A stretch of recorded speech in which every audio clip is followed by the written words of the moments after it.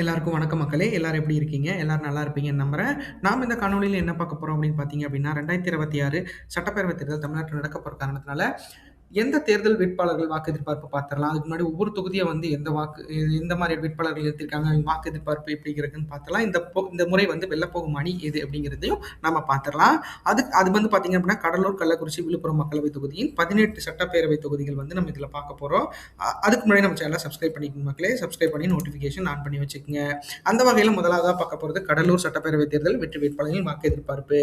அதுக்கு முன்னாடி இந்த தொகுதி தேவைகள்னு பார்க்குறப்ப பார்த்தீங்க அப்படின்னா, இந்த தொகுதி கடலோர மாவட்டங்களா இருக்க காரணத்தினால வெள்ளத்தடுப்பு மேலாண்மை, மேம்படுத்தப்பட்ட சுகாதார வசதிகள், தொழில் வளர்ச்சி மற்றும் உள்கட்டமைப்பு மேம்பாடு மற்றும் புயல், வெள்ள பாதிப்புகளை குறைக்க நிரந்தர தீர்வு, மீனவருக்கு நவீன வசதிகள் இருக்கணும் அப்படிங்கிறத வந்து இந்த மக்கள் விரும்புறாங்க. ஏன்னா இந்த தொகுதிகளை பொறுத்தளவுக்கு பார்த்தீங்க அப்படின்னா, கடலூர் பொறுத்தளவுக்கு கொஞ்சம் வந்து புயல்லாம் வந்துச்சு அப்படின்னா மிகப்பெரிய அளவில் சஃபர் ஆகுறாங்க. ஸோ அதை வந்து எங்களுக்கு அடிப்படை வசதிகள் செஞ்சு கொடுக்கணும் அப்படிங்கிறத வந்து இந்த மக்கள் விரும்புறாங்க. அந்த வகையில் பார்க்குறப்ப இந்த தொகுதியில் அதிமுக வெற்றி பெறுவதற்கான வாய்ப்புகள் அதிகமா இருக்கு. போன தடவை அதிமுக இந்த இடத்துல தோல்வியை தழுவிருந்தாலும், இந்த தடவை வந்து எம்.சி. சம்பத் அவர்கள் அதிமுக சார்பில் நிற்கிறாரு. அவரும் போன தடவை நின்னாரு. ஸோ இந்த தடவை வந்து 33.29% 61,694 வாக்குகளும் பெறுவதற்கு வாய்ப்புகள் இருக்கு. அடுத்து இந்தியன் நேஷனல் காங்கிரஸ் சார்பில் ஏ.எஸ். சந்திரசேகர் அவர் போட்டியிடுறாரு. அவர் 30.23% 50,623 வாக்குகளும் பெறுவதற்கு வாய்ப்புகள் இருக்கு. அடுத்து நாம் தமிழர் கட்சி சார்பில் சரசு அப்படிங்கிறவங்க போட்டியிடுறாங்க. அவங்க 8.83% 16,364 வாக்குகளும் பெறுவதற்கு வாய்ப்புகள் இருக்கு. அடுத்து தமிழக வெற்றி கழகம் சார்பில் பி. ராஜ்குமார் அப்படிங்கிறவர் போட்டியிடுறாரு. அவர் 25.91% 48,017 வாக்குகளும் பெறுவதற்கு வாய்ப்புகள் இருக்கு அப்படிங்கிறது குறிப்பிடத்தக்கது. அடுத்து குறிஞ்சிப்பாடி சட்டப்பேரவை தேர்தல் வெற்றி வேட்பாளர்களின் வாக்கு எதிர்பார்ப்பு பார்த்துடலாம். அதுக்கு முன்னாடி இந்த தொகுதி தேவைகள்னு பார்க்குறப்ப பார்த்தீங்க அப்படின்னா, இந்த தொகுதியில் முக்கியமா இருக்கிறது விவசாய மேம்பாடு, சாலை வசதிகள், குடிநீர் விநியோகம், கல்வி மற்றும் மருத்துவ உட்கட்டமைப்பு, வேலைவாய்ப்பை உருவாக்கும் தொழிற்சாலைகள், வடலூர் மற்றும் குறிஞ்சிப்பாடி பகுதியில் உள்கட்டமைப்பு மேம்பாடு இருக்கணும் அப்படிங்கிறத வந்து இந்த மக்கள் விரும்புறாங்க. எனக்கு தெரிஞ்சு இது ஒரு அமைச்சர் தொகுதி, வேளாண் துறை அமைச்சராக இருக்கிற எம்.ஆர்.கே. பன்னீர்செல்வம் அவர்களோட தொகுதி. ஸோ இதுக்கு வந்து மிகப்பெரிய அளவில் விவசாய நிலங்கள் அதிகமாக இருக்குங்காட்டி விவசாயத்துறை அமைச்சராக இருக்கிறவர் எம்.ஆர்.கே. பன்னீர்செல்வம் அவர்கள் ஓரளவுக்கு பண்ணியிருக்காரு. ஸோ இதை வந்து இன்னும் கொஞ்சம் மேம்படுத்த திட்டங்கள்லாம் பண்ணணும் அப்படிங்கிறத வந்து இந்த மக்கள் விரும்புறாங்க. அந்த வகையில் அந்த தொகுதியில் மீண்டும் பார்த்தீங்க அப்படின்னா, திமுக சார்பில் எம்.ஆர்.கே. பன்னீர்செல்வம் அவர்கள் தான் போட்டியிடுறாங்க.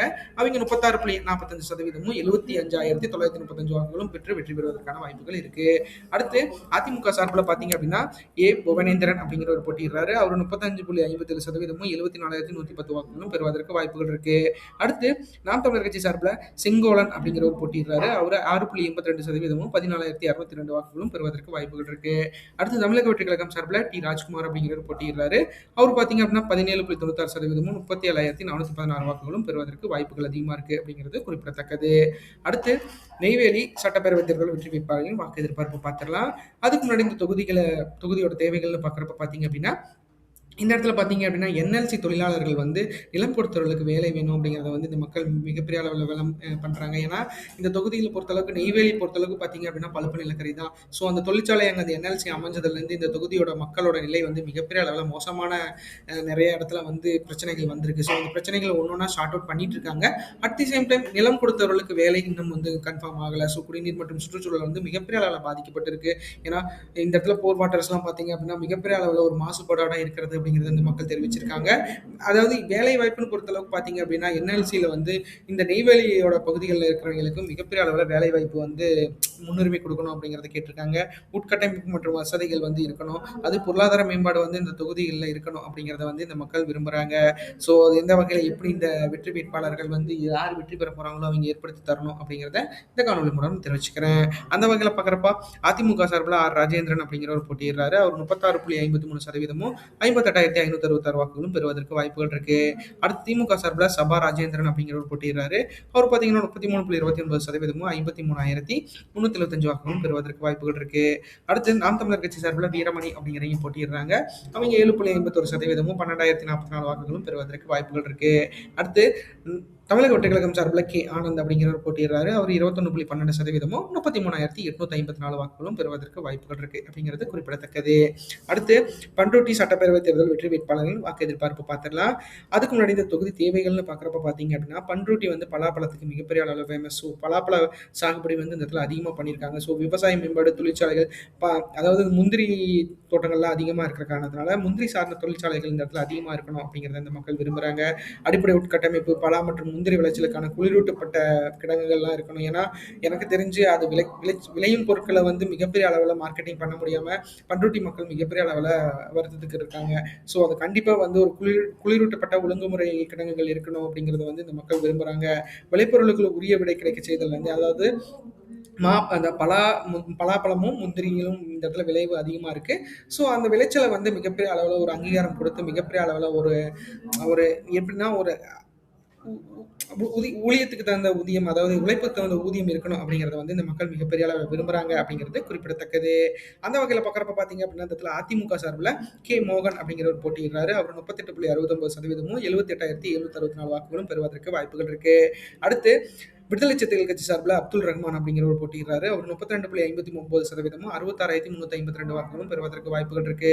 அடுத்து நாம் தமிழர் கட்சி சார்பில் பானுப்பிரியா அப்படிங்கிறவங்க போட்டியிடுறாங்க. அவங்க 5.96%, 12,142 வாக்குகளும் பெறுவதற்கு வாய்ப்புகள் இருக்கு. அடுத்து தமிழக வெற்றி கழகம் சார்பில் எம் மணிகண்டன் அப்படிங்கிறவர் போட்டியிடுறாரு. அவங்க 21.99%, 44,762 வாக்குகளும் பெறுவதற்கு வாய்ப்புகள் இருக்கு அப்படிங்கிறது குறிப்பிடத்தக்கது. அடுத்து திட்டக்குடி சட்டப்பேரவை தேர்தல் வெற்றி வேட்பாளர்கள் வாக்கு எதிர்பார்ப்பு பார்த்துடலாம். அந்த வகையில் பார்க்குறப்ப பார்த்தீங்க அப்படின்னா அந்த தொகுதியில் 4 பேர் பார்க்க போறோம், 4 வேட்பாளர்கள் பார்க்க போறோம். அதுக்கு முன்னாடி இந்த தொகுதி தேவைகள்னு பார்க்குறப்ப பார்த்தீங்க அப்படின்னா திட்டக்குடியை பொறுத்தளவுக்கு உயர்தர மருத்துவ வசதிகள், விவசாயிகளுக்கு தடையில்லா மின்சாரம் மற்றும் தண்ணீர், கல்வி நிலையங்கள் மற்றும் சாலை வசதி மற்றும் வேலைவாய்ப்பு உருவாக்கும் தொழிற்சாலைகள்லாம் ஏற்படுத்தி தரணும் அப்படிங்கிறத வந்து இந்த தொகுதி மக்கள் மிகப்பெரிய அளவில் ஒரு கோரிக்கையாக வச்சிருக்காங்க. ஸோ இது வந்து ஒரு அமைச்சர் தொகுதியாக இருக்கு. ஏன்னா உயர்கல்வித்துறை அமைச்சர் வந்து இந்த இடத்துல தான் இருக்காரு, சி வி கணேசன் நினைக்கிறேன். அவர் ஒரு அமைச்சராக இருக்காரு, எந்த துறையும் சரியா தெரியல. ஸோ அந்த அளவுக்கு வந்து இந்த தொகுதிகளில் வந்து இன்னும் கொஞ்சம் மேம்பட்ட திட்டங்கள்லாம் இருக்கணும் அப்படிங்கிறத வந்து இந்த மக்கள் விரும்புறாங்க. அந்த வகையில் பார்க்குறப்ப திமுக சார்பில் பார்த்தீங்க அப்படின்னா மீண்டும் சி வி கணேசன் அவர்களுக்கு தான் போட்டி வாய்ப்பு கொடுத்திருக்காங்க. அவர் 35.42%, 56,423 வாக்குகளும் பெற்று வெற்றி பெறுவதற்கான வாய்ப்புகள் இருக்கு. அடுத்து அதிமுக சார்பில் பார்த்தீங்க அப்படின்னா என் முருகுமாறன் அப்படிங்கிறவர் போட்டியிடுறாரு. அவர் பார்த்தீங்க அப்படின்னா 33.44%, 59,867 வாக்குகளும் பெறுவதற்கு வாய்ப்புகள் இருக்கு. அடுத்து நாம் தமிழர் கட்சி சார்பில் மகாலட்சுமி அப்படிங்கிறவங்க போட்டியிடுறாங்க. அவங்க 7.72%, 13,021 வாக்குகளும் பெறுவதற்கு வாய்ப்புகள் இருக்கு. அடுத்து தமிழக வெற்றி கழகம் சார்பில் ராஜசேகர் அப்படிங்கிறவர் போட்டியிடுறாரு. அவர் 22.19%, 37,438 வாக்குகளும் பெறுவதற்கு வாய்ப்புகள் இருக்கு அப்படிங்கிறது குறிப்பிடத்தக்கது. அடுத்து விருத்தாச்சலம் சட்டப்பேரவை தேர்தல் வெற்றி வேட்பாளர்கள் வாக்கு எதிர்பார்ப்பு பார்த்துடலாம். அதுக்கு முன்னாடி இந்த தொகுதி தேவைகள்னு பார்க்குறப்ப பார்த்தீங்க அப்படின்னா விருத்தாச்சலத்தை பொறுத்தளவுக்கு பார்த்தீங்க அப்படின்னா வேளாண் மேம்பாடு, அடிப்படை வசதிகள், தொழில் மற்றும் வேலை வாய்ப்பு, அடிப்படை கட்டமைப்பு வசதிகள், விவசாய நீர் மேலாண்மை மற்றும் தொழில் வாய்ப்புகளை மேம்படுத்துதல் அப்படிங்கிற ஒரு அடிப்படை வசதிகளை தான் மிகப்பெரிய அளவில் வந்து எதிர்பார்க்கிறாங்க. எனக்கு தெரிஞ்சு இந்த தொகுதியில் வெற்றி பெறும் வேட்பாளர்கள் வந்து விருத்தாச்சலத்தை பொறுத்தளவுக்கு பார்த்தீங்க அப்படின்னா அவங்களுக்கு வந்து ஒரு எனக்கு தெரிஞ்சு இந்த இடத்துல எனக்கு தெரிஞ்சு தமிழ்நாட்டில் அதிகமாக வேளாண் சம்மந்தப்பட்ட துறைகள் தான் அதிகமாக இருக்குது. ஸோ அதை இன்னும் கொஞ்சம் மேம்படுத்தணும். அதே வந்து தொழிற்சாலைகள் அமைக்கணும் அப்படின்னா அது வேளாண் சார்ந்து சீமானவர்கள் சொல்கிற மாதிரி நம்மளுக்கு எப்படி வாழை மரத்துலேருந்து பல உபரி பொருட்கள் கிடைக்கிற மாதிரி அதே மாதிரி தான் எல்லாம் யோசிக்கணும் அப்படிங்கிறத நானும் ஆசைப்பட்றேன். ஏன்னா எல்லாருமே வந்து கார்பரேட் ரூமில் உட்காந்து வேலை செய்யணும் அப்படிங்கிற ஆசையில் தான் இருக்காங்க. ஸோ அதை வந்து மாற்றி வேளாண் தொழிலுக்குன்னு மிகப்பெரிய அளவில் ஒரு கூட்டம் இருக்குது. ஸோ அவங்களுக்கு மிகப்பெரிய அளவில் என்கரேஜ் பண்ணணும் அப்படிங்கிறத நான் இந்த காணொலி மூலம் உங்களுக்கு தெரிவிச்சுக்கிறேன். அந்த வகையில் பார்க்குறப்ப பார்த்தீங்க அப்படின்னா அதிமுக கூட்டணியில் இருக்க பாட்டாளி மக்கள் கட்சி சார்பில் தமிழரசி ஆதிமூலம் அவங்க தான் போட்டியிட்டு வெற்றி பெறுவதற்கான வாய்ப்புகள் அதிகமாக இருக்கு. அவங்க 36.78%, 74,140 வாக்குகளும் பெறுவதற்கு வாய்ப்புகள் இருக்கு. அடுத்து அதிமுக கூட்டணியில் இருக்க தேமுதிக சார்பில் பிரேமலதா விஜயகாந்த் அவங்க தான் போட்டியிடுறாங்க. அவங்க 36.06%, 72,689 வாக்குகளும் பெறுவதற்கு வாய்ப்புகள் இருக்கு. ஏன்னா எனக்கு தெரிஞ்சு இந்த தொகுதி மிகப்பெரிய அளவில் ஒரு பயங்கரமான ஒரு கான்ஃப்ளிக்ட் நடக்க போகிற தொகுதியாக இருக்கும். அந்த அளவுக்கு வந்து இந்த இடத்துல வந்து மிகப்பெரிய அளவில் ஒரு வாக்கு போர்களே நடக்க போகுது. ஸோ அதனால் இழுபறி தொகுதியாக இருக்கிறதுக்கு வாய்ப்புகள் அதிகமாக இருக்குது. ஆனால் அந்த இழுபறிலையும் கொஞ்சம் முந்துறதுக்கு வந்து அதிமுக கூட்டணிக்கு வாய்ப்பு இருக்கிறத நம்மளால் பார்க்க முடியுது. அந்த வகையில் பார்க்குறப்ப பார்த்தீங்க அப்படின்னா நாம் தமிழர் கட்சி சார்பில் அமுதா நம்பி அப்படிங்கிறவங்க போட்டிடுறாங்க. அவங்க 6.75%, 13,597 வாக்குகளும் பெறுவதற்கு வாய்ப்புகள் இருக்குது. அடுத்து தமிழக வெற்றி கழகம் சார்பில் எஸ் விஜய் அப்படிங்கிறவர் போட்டிடுறாரு. அவர் 18.02%, 36,324 வாக்குகளும் பெறுவதற்கு வாய்ப்புகள் இருக்கு அப்படிங்கிறது குறிப்பிடத்தக்கது. அடுத்து கள்ளக்குறிச்சி சட்டப்பேரவை தேர்தல் வெற்றி வேட்பாளரின் வாக்கு எதிர்பார்ப்பு பார்த்துடலாம். அதுக்கு முன்னாடி இந்த தொகுதி தேவைகள்னு பார்க்குறப்ப பார்த்தீங்க அப்படின்னா குடிநீர் பிரச்சனைக்கு நிரந்தர தீர்வு, மேம்படுத்தப்பட்ட மருத்துவ வசதிகள், விவசாய விளைபொருட்கள் சேமிப்பு கிடங்குகள் மற்றும் போக்குவரத்து உட்கட்டமைப்பு மேம்பாடு, தொகுதி மக்கள் அடிப்படை வசதிகள், வேலைவாய்ப்பு, இந்த மாதிரி வந்து ஒரு அடிப்படையான ஒரு தேவைகள் தான் இந்த இடத்துல கேட்குறாங்க. எனக்கு தெரிஞ்சு எல்லாத்தையும் ஃபுல்ஃபில் பண்ண முடியாது. ஆனாலும் இங்கே வெற்றி பெறும் வேட்பாளர்கள் கொஞ்சமாச்சும் அதை ஏற்படுத்தி தரணும் அப்படிங்கிறத வந்து இந்த தடவை நான் வந்து உங்களுக்கு கோரிக்கையை கேட்கிறேன். அந்த வகையில் பார்க்குறப்ப அதிமுக பொறுத்தளவுக்கு இங்கே ராஜீவ்காந்தி அப்படிங்கிறவர் போட்டியிடுறாரு. அவர் வெற்றி பெறுவதற்கான வாய்ப்புகள் அதிகமாக இருக்குது. அந்த வகையில் 33.64%, 76,979 வாக்குகளும் பெறுவதற்கு வாய்ப்புகள் இருக்கு. அடுத்து விடுதலை சிறுத்தைகள் கட்சி சார்பில் மாலதி அப்படிங்கிறவங்க போட்டிடுறாங்க. அவங்க 31.31%, 71,648 வாக்குகளும் பெறுவதற்கு வாய்ப்புகள் இருக்கு. அடுத்து நாம் தமிழர் சார்பில் நாகம்மாள் அப்படிங்கிறவங்க போட்டிடுறாங்க. அவங்க 7.65%, 17,515 வாக்குகளும் பெறுவதற்கு வாய்ப்புகள் இருக்கு. அடுத்து தமிழக வெற்றி கழகம் சார்பில் அருள் விக்னேஷ் அப்படிங்கிறவங்க போட்டிடுறாங்க. அவங்க 25.36%, 58,038 வாக்குகளும் பெறுவதற்கு வாய்ப்புகள் இருக்கு அப்படிங்கிறது குறிப்பிடத்தக்கது. அடுத்து ரிஷிவந்தியம் சட்டப்பேரவை தேர்தல் வெற்றி வேட்பாளர்களின் வாக்கு எதிர்பார்ப்பு பார்த்துடலாம். அந்த வகையில் பார்க்குறப்ப இந்த தொகுதி தேவைகள்னு பார்க்குறப்போ வறண்ட பகுதிகளில் குடிநீர் பிரச்சனையை நிரந்தரமாக தீர்ப்பது, பாசன வசதிகளை மேம்படுத்துதல், வேளாண் சார்ந்த தொழில்கள் உருவாக்குதல், நகர்ப்புற கிராமப்புற நகர்ப்புறங்களை இணைக்கும் தரமான சாலைகள், கிராமப்புறங்களில் மேம்படுத்தப்பட்ட மருத்துவ வசதிகள் எல்லாம் இருக்கணும் அப்படிங்கிறத, பள்ளிகள் வந்து சிறந்த அளவில் இருக்கணும் அப்படிங்கிறத வந்து இந்த மக்கள் விரும்புகிறாங்க. அந்த வகையில் இந்த தொகுதியில் பார்த்தீங்க அப்படின்னா திமுக வெற்றி பெறுவதற்கான வாய்ப்புகள் இருக்கு. திமுக சார்பில் வசந்தம் கார்த்திகேயன் அப்படிங்கிறவர் போட்டிடுறாரு. அவர் 37.50%, 82,543 வாக்குகளும் பெறுவதற்கு வாய்ப்புகள் இருக்கு. அடுத்து பாட்டாளி மக்கள் கட்சி சார்பில் பார்த்தீங்க அப்படின்னா ஏபி செலியன் அப்படிங்கிறவர் போட்டிடுறாரு. அவர் 34.89%, 76,798 வாக்குகளும் பெறுவதற்கு வாய்ப்புகள் இருக்குங்கிறது குறிப்பிடத்தக்கது.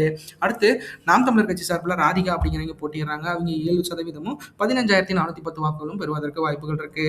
அடுத்து தமிழக வெற்றி கழகம் சார்பில் அசோக் குமார் அப்படிங்கிறவர் போட்டிடுறாரு. அவர் 19.40%, 42,702 வாக்குகளும் பெறுவதற்கு வாய்ப்புகள் இருக்கு. அடுத்து சங்கராபுரம் சட்டப்பேரவை தேர்தல் வெற்றி வேட்பாளர்களின் வாக்கு எதிர்பார்ப்பு பார்த்துடலாம். அதுக்கு முன்னாடி இந்த தொகுதி தேவைகள்னு பார்க்குறப்ப பார்த்தீங்க அப்படின்னா வேளாண் சார்ந்த கரும்பு விவசாயம், அதாவது வேளாண்ல வந்து கரும்பு விவசாயம் இந்த இடத்துல அதிகமாக பயிரிடப்படுது. ஸோ அதுக்கு வந்து நிரந்தரமான ஒரு தொழிற்சாலை அமைக்கணும். அது மாதிரி எப்படி சொல்கிறது அப்படின்னா ஒரு சுகர் ஃபேக்ட்ரிஸ் இருக்கணும், அடிப்படை உட்கட்டமைப்பு மேம்பாடு இருக்கணும், கல்வி மற்றும் மருத்துவ வசதிகள் இருக்கணும், வேலைவாய்ப்பு, இந்த மாதிரி போன்ற அடிப்படை வசதிகளை வந்து இந்த மக்கள் வந்து ஒரு கோரிக்கையாக வச்சுருக்காங்க. அந்த அடிப்படையில் பார்க்குறப்ப பார்த்தீங்க அப்படின்னா இந்த இடத்துல வந்து திமுக வெற்றி பெறுவதற்கான வாய்ப்புகள் அதிகமாக இருக்குது. திமுகவில் பார்த்தீங்க அப்படின்னா உதயசூரியன் அப்படிங்கிற ஒரு போட்டிடுறாரு. அவர் இந்த இடத்துல வந்து மிகப்பெரிய அளவில் ஒரு ஆளுமையாக இருக்காரு. ஸோ அந்த அளவுக்கு 37.45%, 82,012 வாக்குகளும் பெறுவதற்கு வாய்ப்புகள் இருக்குது. அடுத்து அதிமுக சார்பில் ராகேஷ் அப்படிங்கிற ஒரு போட்டிடுறாங்க. அவங்க 35.28%, 77,260 வாக்குகளும் பெறுவதற்கு வாய்ப்புகள் இருக்குது.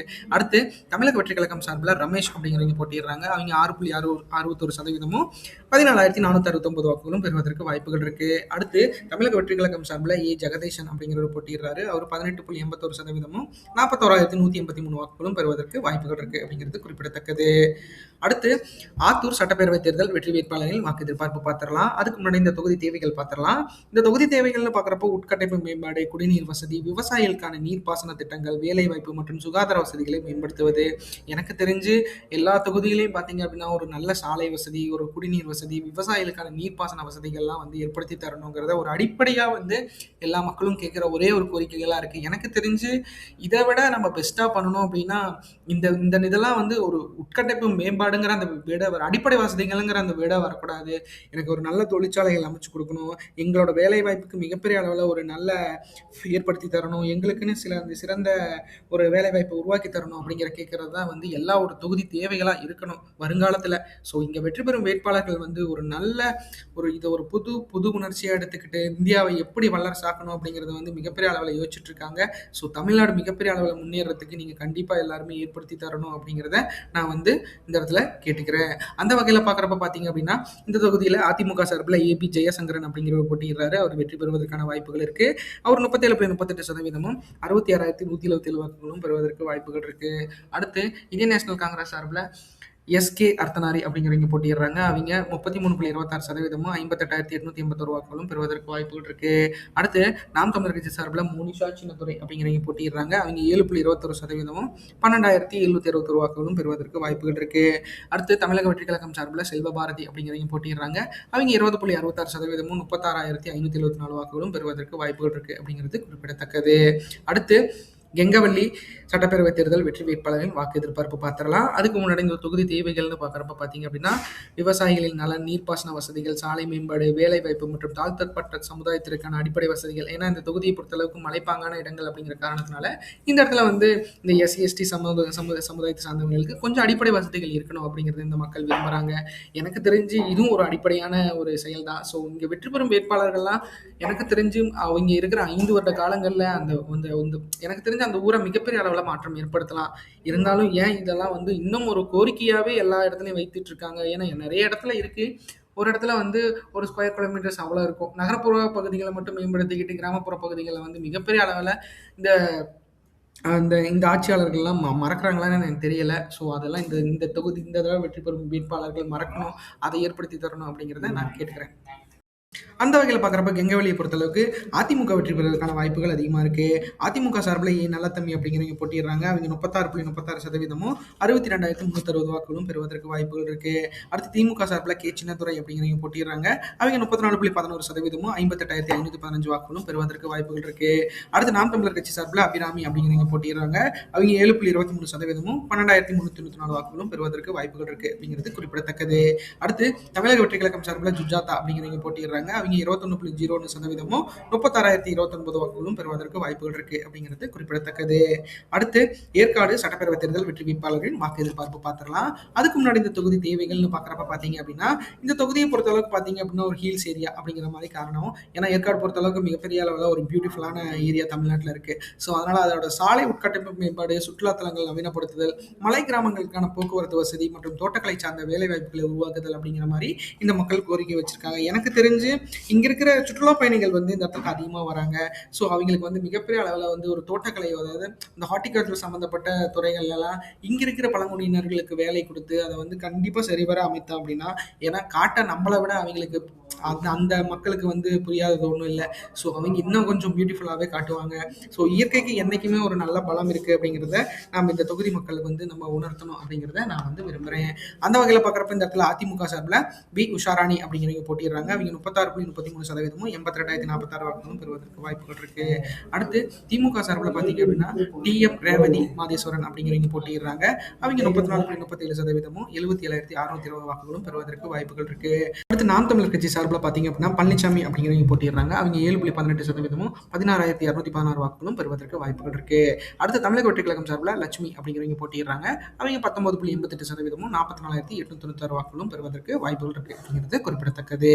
அடுத்து திருக்கோயிலூர் சட்டப்பேரவை தேர்தல் வெற்றி வேட்பாளர்களின் வாக்கு எதிர்பார்ப்பு பார்த்துடலாம். அதுக்கு முன்னாடி இந்த தொகுதி தேவைகள்னு பார்க்குறப்ப பார்த்தீங்க அப்படின்னா கல்வி மருத்துவ வசதிகள் மேம்பாடு, விவசாய நீர்ப்பாசன வசதி, உள்கட்டமைப்புகளுக்கான மேம்பாடுதல், திருக்கோயில் திருவெண்ணை நல்லூர் பெருஊராட்சி பகுதிகளில் அடிப்படை குடிநீர் கழிவுநீர் அகற்றுதல் போன்ற அடிப்படை வசதிகளை வந்து இந்த தொகுதி மக்கள் கேட்டிருக்காங்க. எனக்கு தெரிஞ்சு இந்த தொகுதிகளில், ஏன்னா போன தடவை பார்த்தீங்க அப்படின்னா நம்மளோட அமைச்சராக இருந்த பொன்முடி அவர்கள் தான் இருந்தார். ஸோ இந்த தடவை பார்த்தீங்க அப்படின்னா அவரோட பையனாக கௌதம் சிகாமணிக்கு கொடுத்துருக்காங்க. ஸோ அந்த வகையில் பார்க்குறப்போ திமுக சார்பில் கௌதம் சிகாமணி அவர்கள் வெற்றி பெறுவதற்கான வாய்ப்புகள் இருக்கு. 36.49% 75,537 வாக்குகளும் பெறுவதற்கு வாய்ப்புகள் இருக்கு. திமுக சார்பில் எஸ் பழனிசாமி அப்படிங்கிறவங்க போட்டிடுறாங்க. அவங்க 37.30% 73,896 வாக்குகளும் பெறுவதற்கு வாய்ப்புகள் இருக்கு. அடுத்து தமிழக வெற்றி நாம் தமிழர் கட்சி சார்பில் ஹேமராஜன் அப்படிங்கிறவர் போட்டிடுறாரு. அவர் 7.35% 14,882 வாக்குகளும் பெறுவதற்கு வாய்ப்புகள் இருக்கு. அடுத்து தமிழக வெற்றி கழகம் சார்பில் விஜய் ஆர் பரணி பாலாஜி அப்படிங்கிறவர் போட்டிடுறாரு. அவர் 17.74% 35,916 வாக்குகளும் பெறுவதற்கு வாய்ப்புகள் இருக்கு அப்படிங்கிறது குறிப்பிடத்தக்கது. அடுத்து உளுந்தூர்பேட்டை சட்டப்பேரவை தேர்தல் வெற்றி வேட்பாளர்களின் வாக்கு எதிர்பார்ப்பு பார்த்துடலாம். உளுந்தூர்பேட்டை பொறுத்தளவுக்கு பார்த்தீங்க அப்படின்னா அந்த தொகுதி தேவைகள்னு பார்க்குறப்போ விவசாய மேம்பாடு, தொழிற்சாலைகள், குடிநீர் வசதி, சாலைகள் மற்றும் கல்வி மருத்துவ உட்கட்டமைப்பு மேம்படுத்துது அப்படிங்கிற மாதிரி தான் கேட்டிருக்காங்க. எனக்கு தெரிஞ்சு இதுவும் ஒரு அடிப்படை வசதிகள் தான். கண்டிப்பாக வெற்றி பெறும் வேட்பாளர்கள் அதை ஏற்படுத்தி தரணும் அப்படிங்கிறத வந்து இந்த காணொலி மூலம் நான் தெரிவிச்சுக்கிறேன். அந்த வகையில் பார்க்குறப்ப அதிமுக சார்பில் ஆர் குமரகுரு அப்படிங்கிறவர் போட்டிடுறாரு. அவர் தான் வெற்றி பெறுவதற்கான வாய்ப்புகள் இருக்கு. ஏன்னா அதிமுக பொறுத்த மட்டும் பார்த்தீங்க அப்படின்னா இந்த தடவை உளுந்தூர்பேட்டையை கைப்பற்றுவதற்கான வாய்ப்புகள் அதிகமாக இருக்கு. அந்த வகையில் 36.87% 90,560 வாக்குகளும் பெறுவதற்கு வாய்ப்புகள் இருக்கு. அடுத்து திமுக சார்பில் ஜி.ஆர். வசந்தவேலு அப்படிங்கிறவங்க போட்டிடுறாங்க. அவங்க 34.93% 85,793 வாக்குகளும் பெறுவதற்கு வாய்ப்புகள் இருக்கு. அடுத்து நாம் தமிழர் கட்சி சார்பில் லோகேஸ்வரி அப்படிங்கிறவங்க போட்டிடுறாங்க. அவங்க 5.85% 14,360 வாக்குகளும் பெறுவதற்கு வாய்ப்புகள் இருக்கு. அடுத்து தமிழக வெற்றி கழகம் சார்பில் எம் சுதாகர் அப்படிங்கிறவர் போட்டிடுறாரு. அவங்க 20.54% 50,450 வாக்குகளும் பெறுவதற்கு வாய்ப்புகள் வாய்ப்புகள் இருக்கு அப்படிங்கிறது குறிப்பிடத்தக்கது. அடுத்து திண்டிவனம் சட்டப்பேரவை தேர்தல் வெற்றி வேட்பாளர்களின் வாக்கு எதிர்பார்ப்பு பார்த்துடலாம்.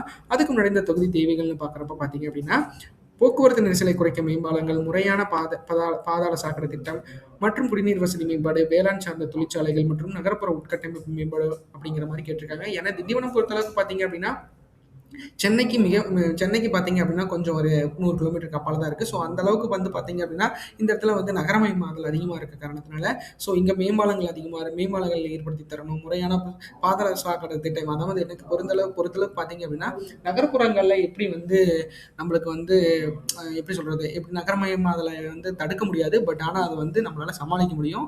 ஸோ அதை கண்டிப்பாக வந்து முன்திட்டம் வந்து இருக்கணும். எனக்கு தெரிஞ்ச திட்டங்கள் அதிகமாக ஏற்படுத்தி தரணும் அப்படிங்கிறத வந்து இந்த காணொலி மூலம் நம்ம தெரிஞ்சுக்கிறேன். அடுத்த வகையில் பார்க்குறப்ப பார்த்தீங்க அப்படின்னா அதிமுக சார்பில் பி அர்ஜுனன் அப்படிங்கிறவர் போட்டியிடுறாரு. அவர் 37.46% 68,896 வாக்குகளும் பெறுவதற்கு வாய்ப்புகள் இருக்கு. அடுத்து விடுதலை சிறுத்தைகள் கட்சி சார்பில் வன்னியரசு அப்படிங்கிறவங்க போட்டியிடுறாங்க. அவங்க 36.25% 66,665 வாக்குகளும் பெறுவதற்கு வாய்ப்புகள் இருக்கு. அடுத்து நாம் தமிழர் கட்சி சார்பில் பேச்சு முத்து அப்படிங்கிறவர் போட்டியிடுறாரு. அவர் 6.75% 12,421 வாக்குகளும் பெறுவதற்கு வாய்ப்புகள் இருக்கு. அடுத்து தமிழக வெற்றி கழகம் சார்பில் எஸ் சக்திவேல் அப்படிங்கிறவர் போட்டியிடுறாங்க. அவங்க 17.25% 36,723 வாக்குகளும் பெறுவதற்கு வாய்ப்புகள் இருக்கு அப்படிங்கிறது குறிப்பிடத்தக்கது. அடுத்து வானூர் சட்டப்பேரவை தேர்தல் வெற்றி வேட்பாளர்களின் வாக்கு எதிர்பார்ப்பு பார்த்துடலாம். அந்த வகையில் பார்க்குறப்ப இந்த தொகுதி தேவைகள்னு பார்க்குறப்ப பார்த்தீங்க அப்படின்னா அடிப்படை வசதிகள், உட்கட்டமைப்பு மேம்பாடு, அரசு கலைக்கல்லூரி, போக்குவரத்து நெரிசலை குறைக்க புறவழிச்சாலை, சீரான குடிநீர் விநியோகம், செம்மண் கொள்ளையை தடுத்தல், முந்திரி விவசாயிகளுக்கான நலத்திட்டங்கள் அப்படிங்கிற மாதிரி இந்த தொகுதி மக்கள் இந்த கோரிக்கைகளை வச்சிருக்காங்க. ஸோ வெற்றி பெறும் வேட்பாளர்கள் வந்து அதை கண்டிப்பாக வந்து ஒரு கான்சன்ட்ரேட்டோட அந்த வேலையை வந்து முடிச்சு கொடுக்கணும் அப்படிங்கிறத வந்து இந்த காணொலி மூலம் நான் தெரிவிச்சுக்கிறேன். கண்டிப்பாக அதை ஏற்படுத்தி தருவாங்க அப்படிங்கிறதுல எந்த ஒரு ஐயமும் இல்லை. அடுத்து அந்த வகையில் பார்க்குறப்ப பார்த்தீங்க அப்படின்னா இந்த இடத்துல வெற்றி பெற போகிறது அதிமுக தான். அதிமுக பொறுத்த மட்டும் பார்த்தீங்க அப்படின்னா பி முருகன் அப்படிங்கிறவர் போட்டியிடுறாரு. அவர் 38.50% 70,421 வாக்குகளும் பெறுவதற்கு வாய்ப்புகள் இருக்கு. அடுத்து திமுக சார்பில் கௌதம் திராவிடமணி அப்படிங்கிறவர் போட்டிடுறாங்க. அவங்க 37.25% 68,183 வாக்குகளும் பெறுவதற்கு வாய்ப்புகள் இருக்கு. அடுத்து நாம் தமிழர் கட்சி சார்பில் கரிகாலன் அப்படிங்கிறவர் போட்டியிடுறாரு. அவர் கரிகாலன் அப்படிங்கிறவர் போட்டியிடுறாரு. அவர் 6.47% 11,836 வாக்குகளும் பெறுவதற்கு வாய்ப்புகள் இருக்கு. அடுத்து தமிழக வெற்றி கழகம் சார்பில் ஜிபி சுரேஷ் அப்படிங்கிறவர் போட்டியிடுறாரு. அவர் 16.56% 30,312 வாக்குகளும் பெறுவதற்கு வாய்ப்புகள் இருக்கு அப்படிங்கிறது குறிப்பிடத்தக்கது. அடுத்து பார்த்தீங்க அப்படின்னா நம்மளுக்கு விக்கிரவாண்டி சட்டப்பேரவை தேர்தல் வெற்றி வேட்பாளரின் வாக்கு எதிர்பார்ப்பு அப்படிங்கிறத பார்த்துடலாம். அதுக்கு முன்னாடி இந்த தொகுதி தேவைகள்னு பார்க்குறப்ப பார்த்தீங்க அப்படின்னா நிலத்தடி நீர்மட்ட உயர்வு, அரசு கல்லூரிக்கு நிரந்தர கட்டடம், சுங்கச்சாவடி போக்குவரத்து நெரிசலுக்கு தீர்வு, ஏரி தூர்வாறுதல், மேம்பாலம் அமைத்தல், கிராமப்புறங்களில் அடிப்படை உள்கட்டமைப்பு மேம்பாடு அப்படிங்கிற மாதிரி இந்த ஒரு எனக்கு தெரிஞ்சு இந்த தொகுதியை பொறுத்தளவுக்கு பார்த்தீங்க அப்படின்னா ஒரு நிரந்தரமான அரசு கலைக்கல்லூரிக்கு வந்து நிரந்தரமான கட்டடம், எனக்கு தெரிஞ்சு அங்கேருந்து நிறைய மாணவர்கள் படிக்கிறாங்க. ஸோ அவங்களுக்கு வந்து இன்னும் கொஞ்சம் கூடுதல் கட்டணங்கள் வேணும் அப்படிங்கிறத கேட்டிருக்காங்க. நிலத்தடி நீர்மட்ட உயர்வுக்கு இந்த தொகுதிகளில் பொறுத்தளவுக்கு பார்த்தீங்க அப்படின்னா எல்லா தொகுதிகள்லையும் வந்து நிலத்தடி நீர்மட்டம் உயர்வுக்கு இந்த அரசு மிகப்பெரிய அளவில் வழிவகை செய்யணும். அங்கே இந்த வேட்பாளர்கள் வந்து அதுக்கான முயற்சிகளை எடுக்கணும் அப்படிங்கிறத வந்து இந்த காணொலி மூலம் தெரிவிச்சுக்கிறேன்.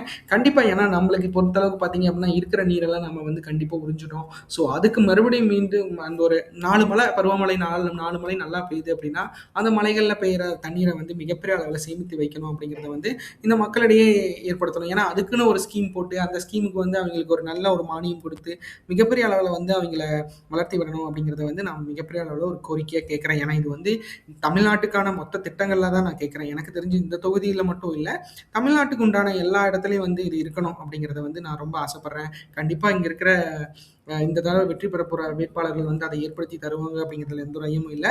பார்க்கலாம் அது என்ன எப்படி நடக்க போகுது, என்ன பண்ண போகிறாங்க அப்படின்ட்டு.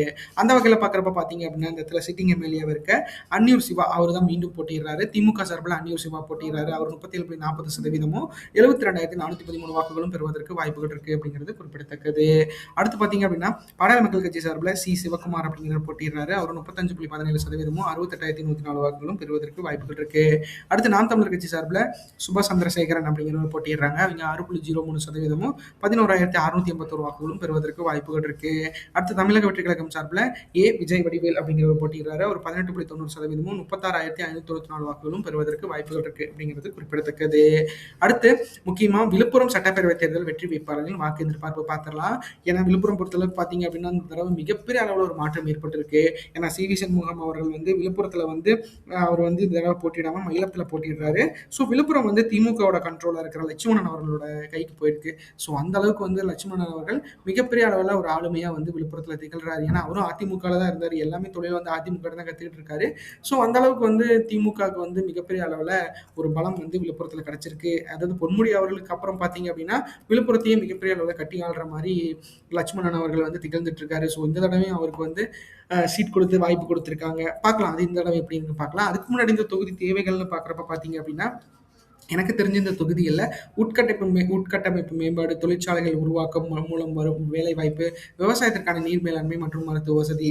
எனக்கு தெரிஞ்சு இந்த இடத்துல வந்து லட்சுமணன் அவர்கள் இந்த தடவை வெற்றி பெற்றார் அப்படின்னா மிகப்பெரிய அளவில் வந்து ஆட்சி அமைக்கிறதுக்கு வந்து அவருக்கு அமைச்சர் போஸ்ட் கூட கொடுக்கறதுக்கு வாய்ப்புகள் இருக்கு. அந்த அளவுக்கு வந்து அவர் வந்து இந்த தொகுதிகளில் சிறப்பாக செயல்படுறாரு அப்படிங்கிறது மாதிரி அந்த கட்சிக்காரங்க பேசிக்கிட்டாலும் சரி, மக்கள் வந்து இன்னும் வந்து ஒரு சில குறைகள் வந்து கேட்டிருக்காங்க. ஸோ அதை வந்து அடுத்த தடவை வெற்றி பெறுவதில் அவர் தான் அப்படிங்கிற மாதிரி இருக்கு. ஸோ அவர் வந்து இந்த தடவை அதெல்லாம் வந்து கன்சிடர் பண்ணி அவருக்கு வந்து ஒரு நல்ல இன்னும் ஒரு கிரேஸ் வந்து அவர் ஏற்றிக்கணும் அப்படிங்கிறத நான் இந்த காணொலி மூலம் தெரிவிச்சுக்கிறேன். அந்த வகையில் பார்க்குறப்ப இந்த தொகுதியில் திமுக சார்பில் லட்சுமணன் அவர்கள் தான் மீண்டும் போட்டியிடுறாரு. அவர் 38.40% 79,333 வாக்குகளும் பெறுவதற்கு வாய்ப்புகள் இருக்கு. திமுக சார்பில் விஜயா அப்படிங்கிறவங்க போட்டியிடுறாங்க. அவங்க 34.86% 72,019 வாக்குகளும் பெறுவதற்கு வாய்ப்புகள் இருக்கு.